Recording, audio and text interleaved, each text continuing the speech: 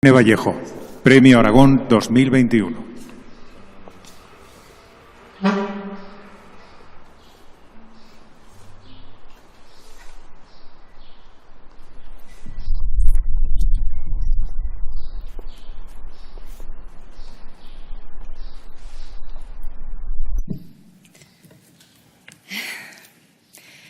Buenas tardes, presidente, gobernantes, Cortes, nuestra justicia, alcaldes, Emilia Nájera, familia de Juan Antonio Bolea, autoridades, autores, público autorizado, a quienes nos escuchan desde sus casas y en sus cosas, mi abrazo prudente y cariñoso.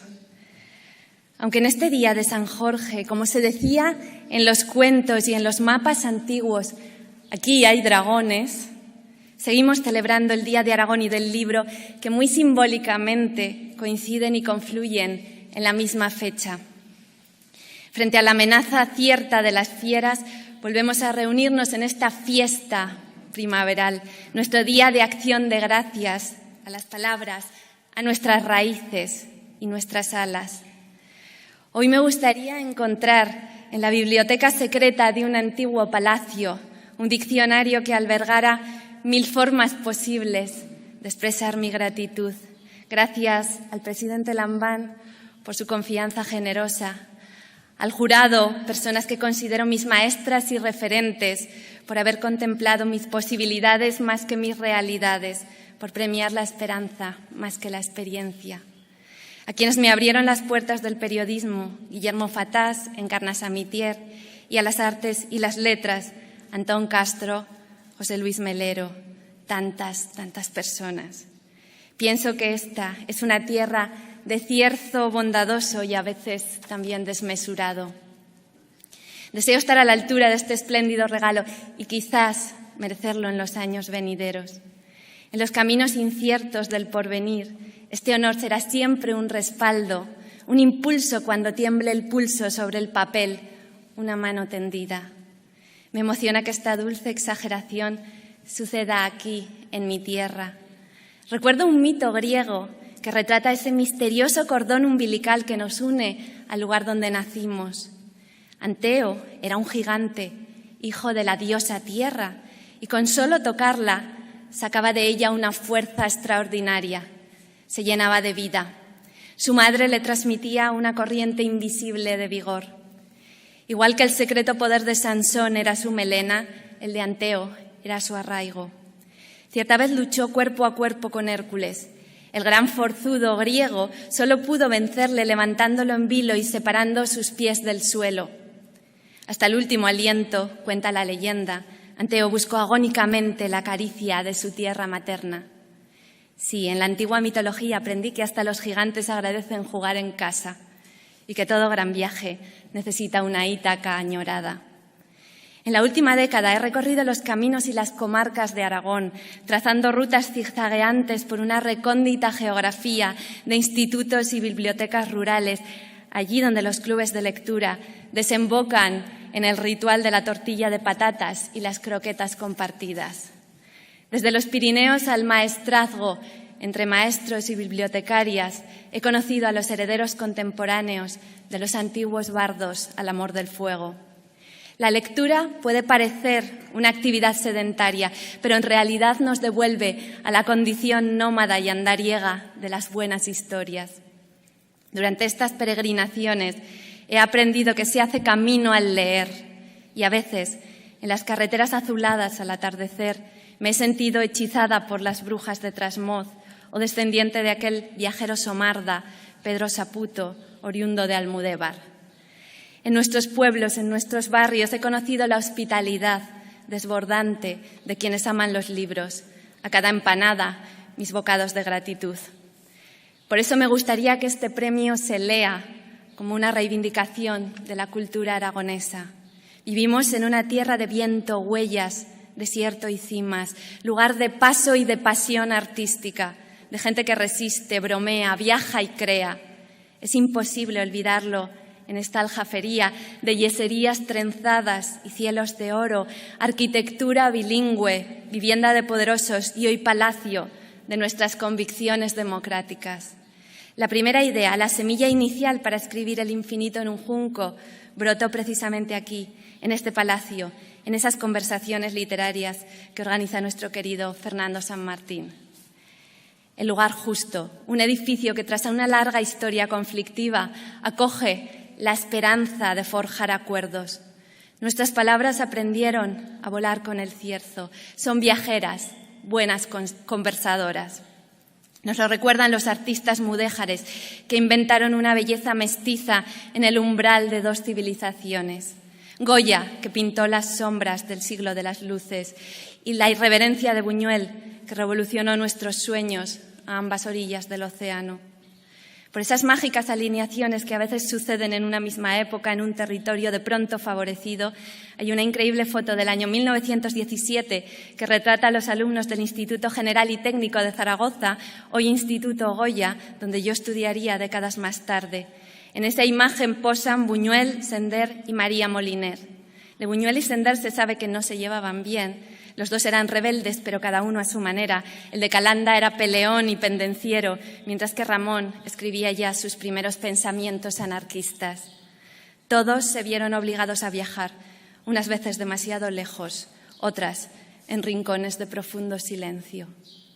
Nuestros vientos desenterraron incluso antiguas ciudades. Pompeya, Herculano y Estavia vivían olvidadas en su burbuja de tiempo, ceniza y lava, hasta que un zaragozano excavó ese mundo petrificado. El ingeniero Roque Joaquín de Alcubierre pidió permiso al rey para investigar unos seriales donde se habían hallado algunas esculturas. Tuvo que insistir fervientemente para emprender una excavación a gran escala, dada la escasez de herramientas y personal disponible. Y así, un fragmento de la antigua Roma emergió ante los ojos maravillados del mundo. La terquedad aragonesa, motivo de infinitas bromas, también es madera de descubrimientos. Precisamente ya desde tiempos romanos fue Bilbilis la capital de la poesía. Marcial, el poeta con más sorna e ingenio tuitero del antiguo imperio, nació aquí. Y también fue bilbilitana la viuda Marcela, su mecenas. Cuando el maduro poeta regresó a su tierra natal después de décadas en Roma, ella le regaló una finca con prados, rosales, hortalizas, acequia, anguilas y un blanco palomar para que viviera y escribiese. Y Marcial cuenta en su último libro, escrito en Hispania, que se dedicó a holgazanear, a levantarse tarde, a retozar con Marcela, a comer a 2 carrillos y a hacer rabiar a los envidiosos. Un hechizo de palabras debió quedar flotando en el aire, pues a poca distancia de allí, en Belmonte de Calatayud, nacería otro mago del ingenio, Baltasar Gracián. Aragón fue pronto paisaje de imprentas y librerías. Zaragoza se cuenta entre las primeras capitales europeas en albergar un invento que cambiaría el mundo. Desembarcaron en la ciudad artesanos flamencos y alemanes como Mateo Flandro y Jorge Cozzi, que editó aquí algunos de los libros más bellos del siglo XVI. Más de 150 incunables nacieron de las manos de aquellos maestros que hicieron arte con láminas iluminadas y el delicado encaje de los tipos, igual que antes los constructores mudéjares escribieron renglones de ladrillo y cerámica en sus muros. Además, las imprentas aragonesas publicaban obras prohibidas en el Reino de Castilla, donde regían normas de censura que no se aplicaron hasta mucho después en la Corona de Aragón. Los libros eran más libres entre nosotros. A estos pagos hospitalarios con las páginas han acudido innumerables personajes literarios y nosotros, acogedores, les hemos dado incluso lo que no tenemos. Siendo tierra interior, regalamos a Sancho Panza una ínsula barataria en Alcalá de Ebro. En nuestras calles empieza el manuscrito encontrado en Zaragoza, una de las novelas europeas más fascinantes, poblada de bandidos, enamorados, endemoniados, almas en pena, conspiradores, impíos y peregrinos. Librerías, escritores y tejedoras de relatos nunca han faltado en esta tierra. Crecen tenaces como esas flores que brotan cada primavera en las grietas de los peñascos, destellos en rebelión contra la piedra y contra el invierno. Así revivimos en sus libros Los monstruos amables de Javier Tomeo, El duelo amarillo del añorado Félix Romeo, los versos de los hermanos Labordeta y del exiliado Ildefonso Manuel Gil, que en un hermoso poema pidió a quien lo leyese: cobíjame en tus sueños, donde yo velaré mientras tú duermes. Si cerramos los ojos, escucharemos esas voces que acunan nuestros sueños, esas palabras que no se lleva el viento. En este día del libro y de la gente de palabra, quisiera evocar nuestro idilio con los jardines de la lengua, Moliner, Blecua, Alvar, Lázaro Carreter, Ejido, Mainer, Sánchez Vidal. Del apasionado deseo de hablarnos unos a otras, nace, por ejemplo, ese sonoro verbo charrar, que ruge en la boca, o esos irresistibles capazos que cogemos en la calle sin quererlo ni planearlo, de pie estoicamente bajo un sol justiciero, los mordiscos del frío, por puro amor a la conversación. Sí, las palabras son aire movido por los labios y aquí somos expertos en besar el cierzo. Me atrevo a soñar un capazo imaginario con el fantasma de María Moliner. María, sigilosa hilandera de palabras, bibliotecaria, amazona de los libros en las misiones pedagógicas, siempre admiraré el telar de tu mente que tejió un diccionario entero, el mejor. Estudié en tu mismo instituto, en tu misma universidad. Tu casa estuvo en la calle Central, hoy Zumalacárregui, muy cerca del piso de mi infancia. Pensar en tu labor original, renovadora y tenaz frente a los obstáculos y las represalias siempre me ha insuflado fuerzas e ilusión. Así es como el pasado nos impulsa hacia el futuro. María, gracias. Sé que te preocupan esos discursos agoreros que susurran a los jóvenes humanistas que es inútil este oficio tejido de arte, palabras y memoria. Con esa terca y suave convicción que siempre te caracterizó, tú, que tanto sabes de derrotas transformadas en logros, les dirías que persigan sus sueños. El futuro les necesita, os necesita. En esta época de temibles dragones, no quiero dejar de mencionar a nuestros mayores, que hoy recibís un merecido reconocimiento. Los libros son cofres de palabras que salvaguardan la memoria de quienes nos preceden, invitaciones a escuchar las palabras de quienes albergáis el tesoro de la experiencia.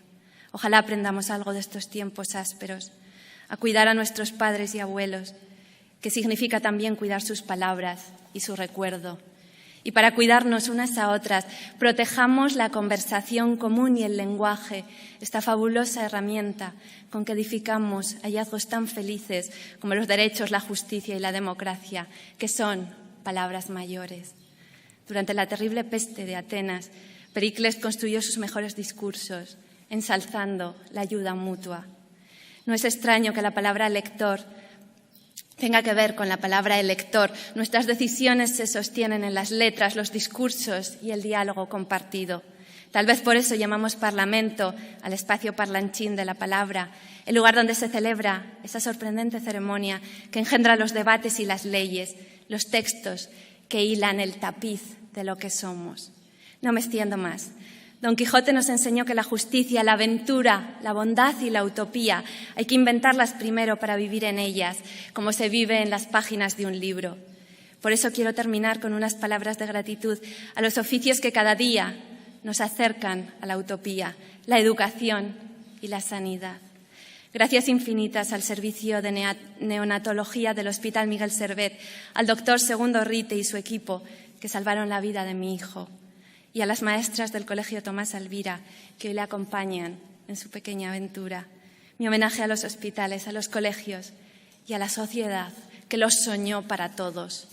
Junto a la tierra materna de Anteo, el humor somarda de Marcial, la generosidad de Marcela, las brujas de Trasmoz, la magia de la imprenta, el desencanto lúcido de Goya, los exilios de Sender y Buñuel, la silenciosa rebeldía de María Moliner, la cárcel de Félix Romeo y los dragones contra los que hoy luchamos.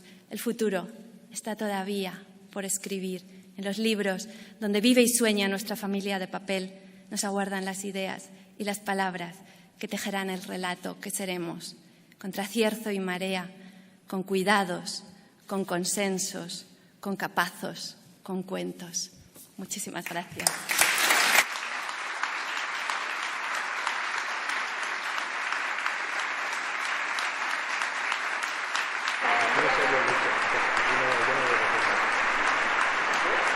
Yo no Era